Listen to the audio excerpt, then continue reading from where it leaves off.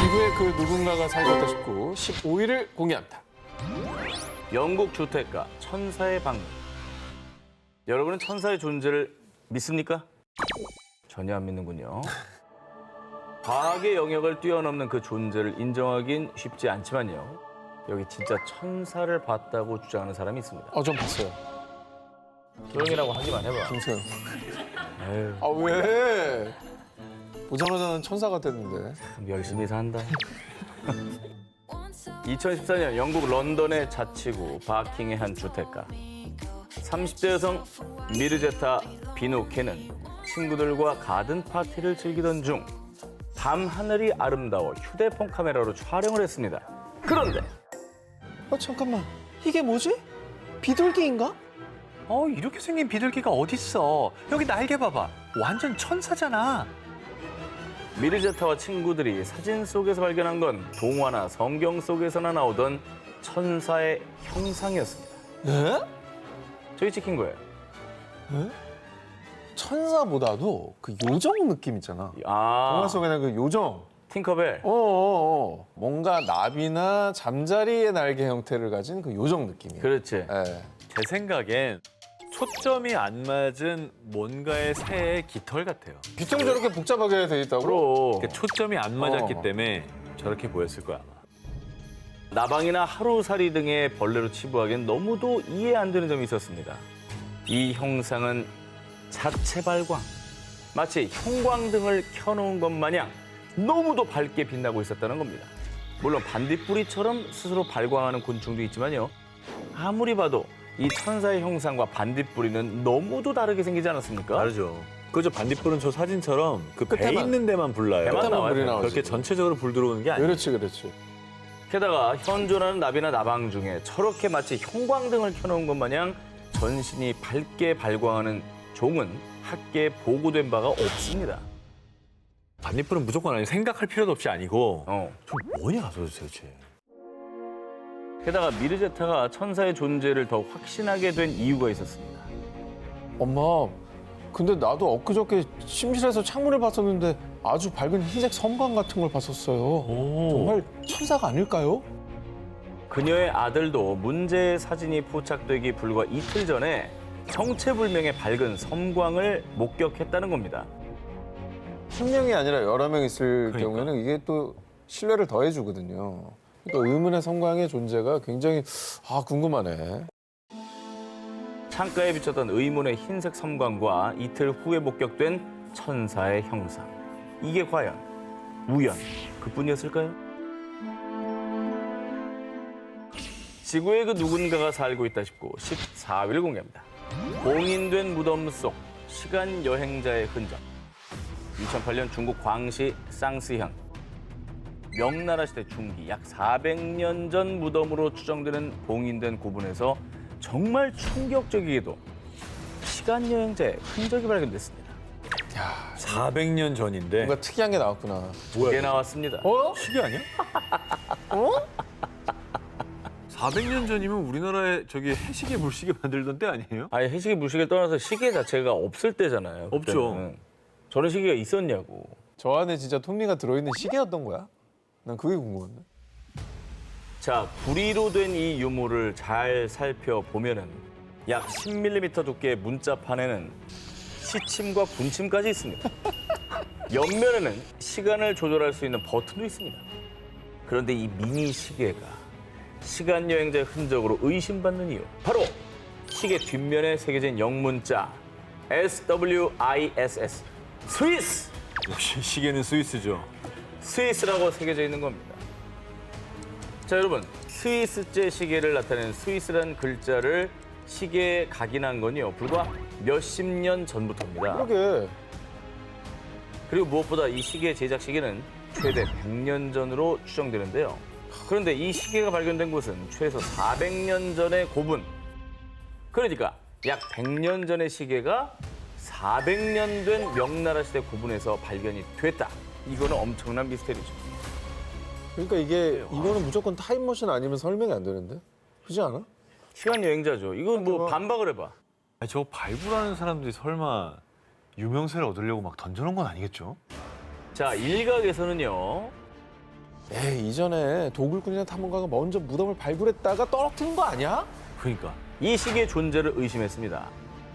하지만 이곳은 봉인된 무덤으로 400년 동안 유물이 손상되거나 도난을 당한 흔적이 없었습니다. 없었어. 누가 들어간 적이 없었어요. 분명히 시계에 스위스가 적혀 있지만 시계 브랜드는 물론 누가 왜 이 시계를 만들었는지 추측이 아예 불가능합니다. 자, 그렇다면 대체 이 시계의 정체는 무엇일까요?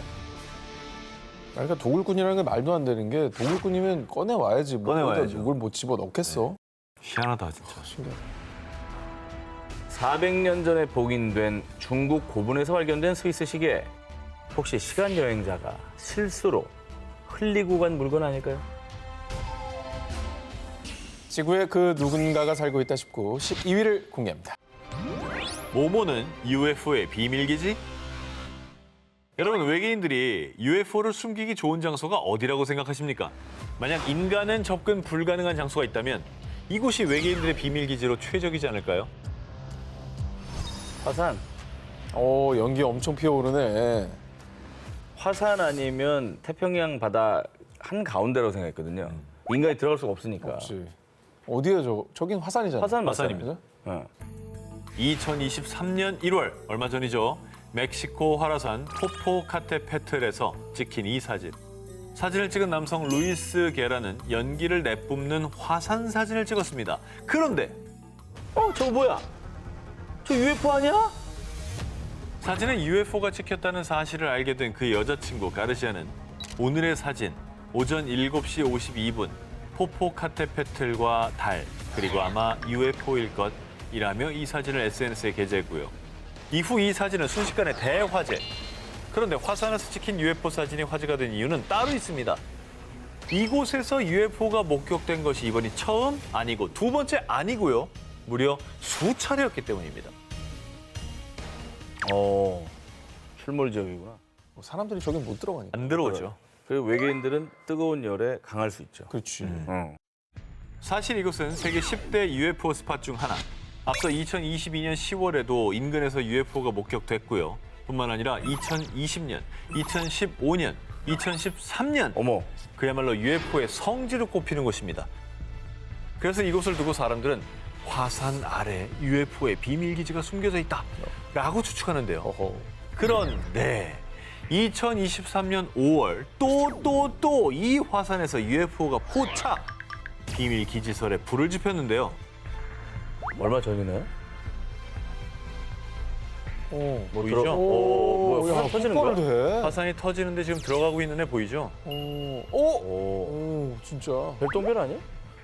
유성은 꼬리가 약간씩 이제 흔적이 생기잖아. 그게 없네. 그게 없네. 아, 저 화산 터질 때 싹 들어가나 보다, 안 보이게. 그리고 보통은 빛이 나는 게 이렇게 뿜어서 나오는데 쟤는 좀 반대로 들어가잖아. 보통 그냥 잠깐 왔다 가는데 저긴 되게 초장기로 저기서 지금 뭐 기거하듯이 상주하고 있나 있잖아요. 본데. 집을 저는 것 같아요. 그러니까. 외계인 여러분, 이쯤 되면 저희 프리한 식구랑 인터뷰 한번 해줄 때도 되지 않았나요? 지구에 그 누군가가 살고 있다 싶고 8위를 공개합니다. 바닷가에서 발견된 모모. 자, 이번 특종은 영상부터 공개하겠습니다. 이게 뭘까요? 이건 뭐 실물입니다. 손 같은데 손가락뼈. 사람 손가락 뼈라고 하기에는 손가락이 너무 길다. 피아노 치면 한 옥탑을 왔다 갔다 그냥 합니다. 거의 뭐 두 옥탑은 가능하겠네요. 그렇죠. 자, 이 영상은 2022년 11월 20일 브라질 상파울루주의 한 해변에서 촬영된 것입니다. 산티아고와 수자 커플이 우연히 이 의문의 뼈를 발견했습니다. 그런데 도무지 사람 뼈라고 볼 수 없는 이것. 5개의 손가락은 사람인 듯하지만 사람 손보다는 훨씬 거대한 크기. 무엇보다 훨씬 더 단단한 연골이 붙어 있었습니다. 야, 진짜 이상하게 생겼다. 자, 커플은 이 섬뜩한 뼈의 정체를 밝히기 위해서 한 연구소에 분석을 의뢰했습니다. 이 연구소의 해양생물학자 에릭 코민에 의하면 뼈의 구조를 봤을 때 고래류의 뼈로 추측되긴 하지만 정확한 조사가 필요합니다. 돌고래 지느러미 뼈로 추측되기도 했는데요. 얼핏 보면 비슷해 보이기도 하지만요. 그래. 고래 지느러미 뼈는 두 번째, 세 번째 뼈가 유독 긴데 비해서 이 의문의 뼈는 두 번째, 세 번째, 네 번째 뼈의 길이가 비슷하게 길면서 휘어진 형태도 불규칙한 모습을 띠고 있죠. 모르겠다 이건 진짜. 진짜 이상한 뼈다. 자, 이 의문의 뼈를 본 현지인들 또한 어쩌면 공룡뼈일지도 몰라. 인어의 손 아니야? 라며 해변에서 발견된 손을 둘러싼 논란은 좀처럼 사그러들지 않고 있습니다. 브라질 상파울루의 한 해변가에서 발견된 의문의 흔적. 어쩌면 그곳에 인간이 모르는 무언가가 살고 있는 걸까요? 지구에 그 누군가가 살고 있다 싶고 7위 공개합니다. 지구에 남겨진 외계인의 후예, 그 진실은?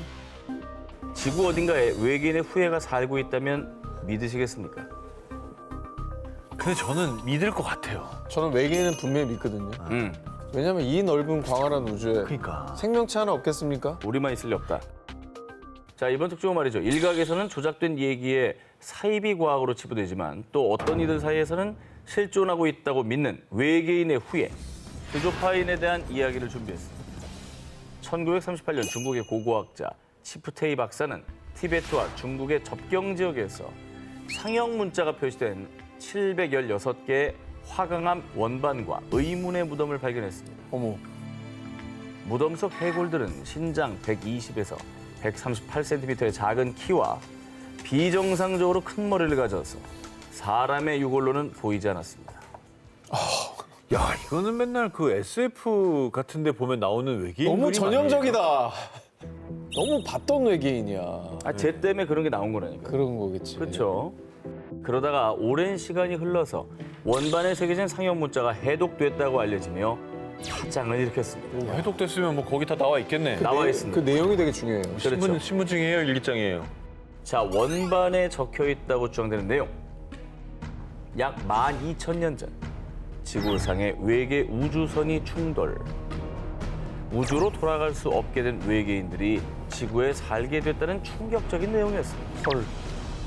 그리고 영국의 한 명문대학 교수 카릴 로빈 에반스는 자신 또한 1947년에 티베트와 중국의 접경 지역을 탐험하다 키가 120cm도 되지 않는 사람들을 발견했다며 그들이 스스로를 외계인의 후손인 드조파인이라고 소개했다고 주장했습니다. 아니 이게 사실이라면 이걸 왜 우리는 여태 모르는 거예요? 자, 이 이야기는 데이빗 가몬, 하우스도르프 등에 의해 책으로 소개가 됐고요. 많은 이들이 외계인의 후예, 드조파인의 존재를 믿게 됐습니다. 그런데 말입니다. 애초에 원반을 발견하고 상형 문자를 해독했다는 치프테이 박사와 드조파인을 목격했다는 카릴 로빈 에반스 교수에 대한 기록이 전무. 게다가 외계인의 메모가 적혀 있다는 원반조차 실체가 밝혀지지 않으며 조작된 이야기라는 논란이 일었습니다. 아니 한 기자님 그렇게 뭐라 하더니 똑같은 패턴인데? 크로스. 아, 불쾌한. 아니 이거는 발견을 못하는 것뿐입니다. 이건 뭐야? 새 조작한 영상과 어허. 옛날에 있었는데 없어진 게 같습니까? 결과적으로 아무것도 없는 건 똑같잖아. 맞아요. 그리고 1995년 중국 언론에서 동쪽 지방에 120명의 드조파인이 생존. 분명 드조파인에 대한 보도가 있었는데 어느 날 그 보도조차 소리 소문 없이 사라졌다며 의문을 제기했습니다. 실체는 없이 추측과 소문만이 무성한 외계인의 후예, 드조파인들의 정체. 여러분은 어떻게 생각하십니까? 거인의 흔적을 찾아서. 필리핀 도로 한복판에 나타난 모모.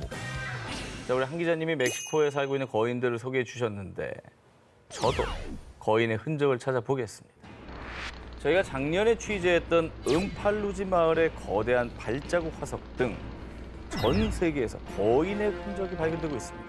그리고 고고학 전문 기자 그레이엄 핸콕에 따르면 피라미드를 세운 이집트 문명 이전에 거인족이 다스렸던 초고대 문명이 존재합니다. 뛰어난 기술을 가진 거인족이 오늘날까지 전해지는 인류의 미스터리 유적지들을 설립, 곳곳에 자신들의 발자국을 남겨놨다고 합니다. 그리고 세상은 거인을 이렇게 부릅니다. 네피림. 이 네피림의 존재는 인류 역사에서 오래된 책 중에 하나인 성서에도 언급돼 있습니다. 어휴, 성서에도요. 상서 나왔네. 창세기 6장 4절에 따르면 당시의 땅에는 네피림이 있었고 그 외에도 하나님의 아들들이 사람의 딸들에게로 들어와 자식을 낳았으니 그들은 용사라 고대의 명성 있는 사람들이었더라 라고 언급. 그리고 성서의 외경인 에녹서에선 네피림이 하늘에서 쫓겨났으며 헤르몬산으로 추방당했다고 언급돼 있습니다. 뿐만 아니라 일부 학자들은 성서 속 노아의 홍수도 기형적인 유전자로 태어난 네피림을 없애기 위한 신의 심판이었습니다. 라고 주장했습니다. 그리고 성서 속에 네피림의 흔적도 있습니다. 르바임 족속의 남은 자는 바산 왕 옥분이었습니다. 그의 침상은 철침상이라 그 길이가 9규빗이 너비가 4규빗이니라. 이 구절 속 침대 길이를 환산하면 길이가 4m, 너비는 1m로 일부 고고학자들은 침대의 주인인 옥왕을 거인 네피림으로 추측합니다. 근데 폭이 1m인 거는 지금 우리 침대랑 비슷한 거예요. 그냥 저거는 침대 위에 뭔가 장식이 돼 있었던 거라고 봐야죠. 아니죠. 거인이 자기의 폭은 우리랑 비슷하게 써도 돼요. 거인이 날씬해요? 날씬하죠. 그리고 길이가 키가 크니까 얘가. 그래서 4m에 다는 겁니다. 되게 좁게 자네. 야 거인이 이러고 자. 다리만 쭉 뻗는데. 왕인데? 떨어지고 그러면은 저기 층간소음 있고 그러기 때문에 그러니까 떨어지니까 그래서 넓혀야지. 얌전하게 잔다고. 아 그래요? 그게 거인이 되게 저기 수면 습관은 되게 좋았나 보다. 그리고 이스라엘 골란 고원엔 중동의 스톤헨지라 불리는 길갈 레파임이 위치. 거인의 수레바퀴라는 뜻을 가진 폭 150m짜리 거석 구조물입니다.